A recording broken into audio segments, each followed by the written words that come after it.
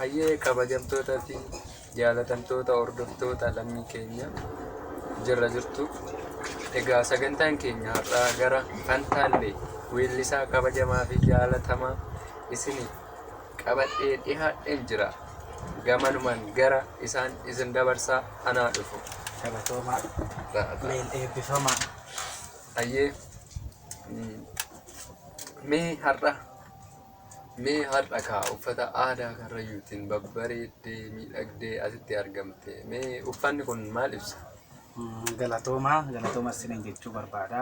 Uffata kana ani waa lamaafin uffadhee dhufe, garuu gabaabsee isinii malee uffanni waan baay'ee ibsa. Aadaan waan baay'ee ibsa. Aadaan eenyummaa saba keenyati waan ta'eef kanaafuu gabaabseen isinii hima. Uummanni keenya uummanni Fantaallee yeroo darbe abbootii gadaa, abbootii amantaa badii tokko malee warri bakka tokkotti rashanaman jiranii tokkoffaa isaan yaadachuudhaa fi lammaffaa immoo isaan wajjin jirra ka jedhu sanii fi kanaaf rakkoo uummata keenya uummata Fantaallee Oromoodhaa hiddi keenya tokko waan ta'eef sanumaafin uffata kana isaan yaadachuudha.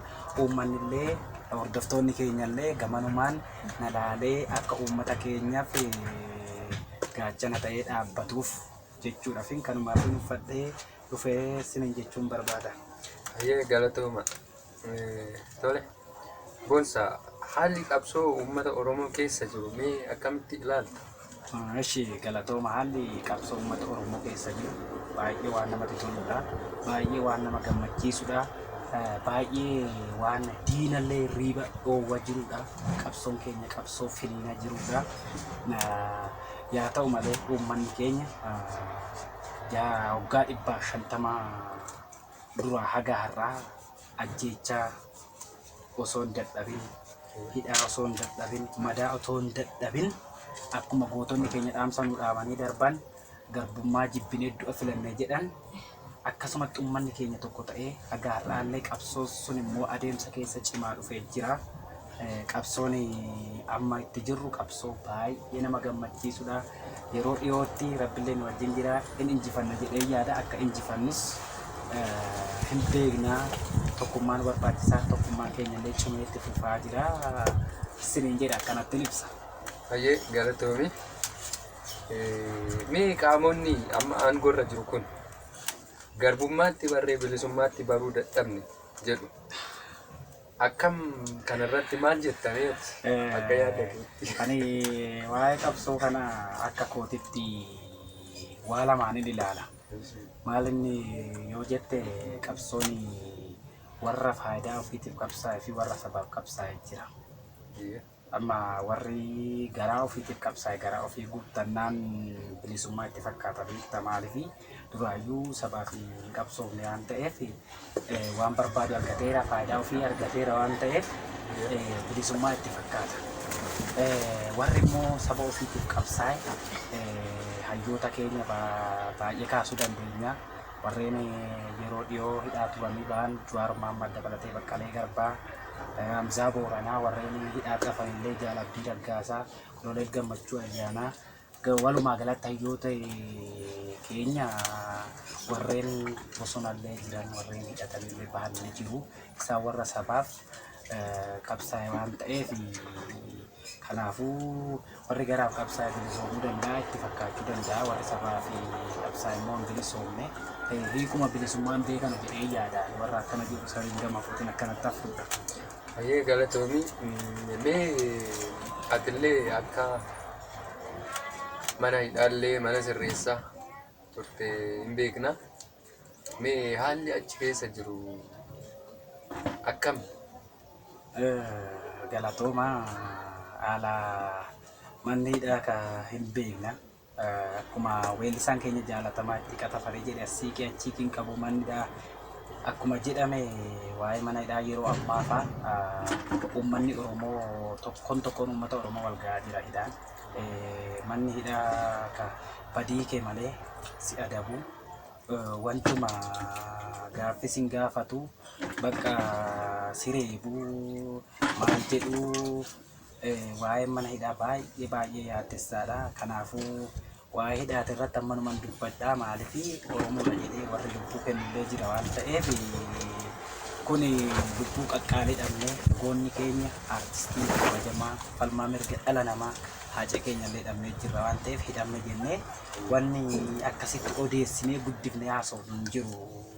Kanaaf uummataa fi gaafa gara aartii kana dhufnu akka rakkoon nu muddatu ni beekna. Kana jaalannee itti seenne waan ta'eef rabbiif haa galatu immoo gargaarsa rabbiitii fi gargaarsuma immoo namootaatiin achirraallee gadhiifamnee jirra.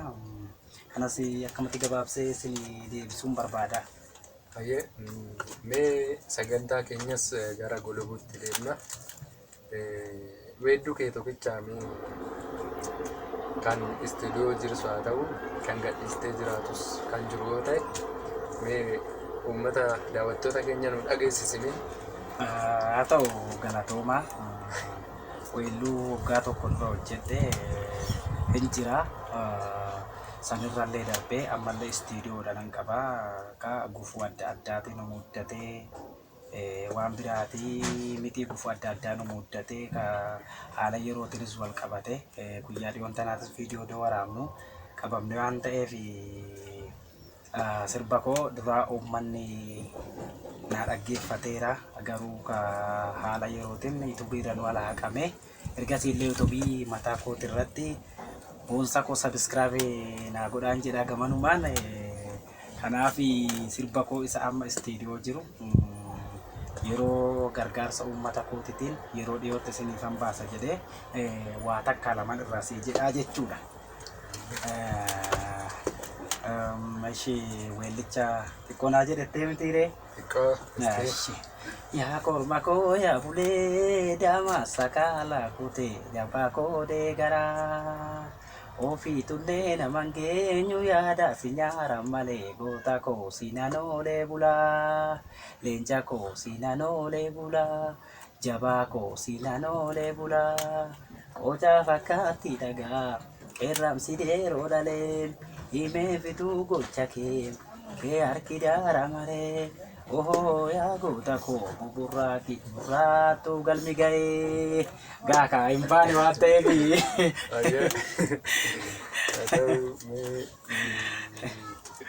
Sagantaa keenya kaa daawwattoota keenya gara gulubuutti deemaa jirra.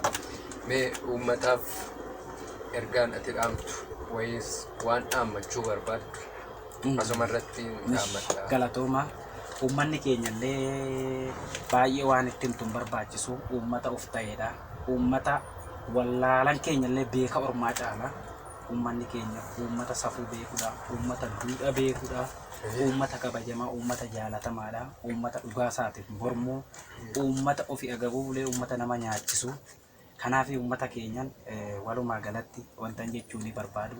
Tokkummaan keenya, tokkummaan eegalle kun akkanumatti cimee tokkummaa keenyan waliigallee waliigalteedhaan wal dhageenyee wal basaastuu dhiisnee yeroo baay'ee uummanni keenya faayidaa dhuunfateef jedhee wama xixiqqoo tanaa jedhee wal basaasa jira waan ta'eef kanarraallee of eeggannee tokko taanee garbummaa baannee jirru kana gara bilisummaatitti bilisummaa urgaa'aa jira tuttuqqaa jira inni fayyannee illee yaannaa yeroo gabaabaa keessatti arganna jennee yaannaa. Kanaaf uummanni miliyoona 60 ol gaafa walii galee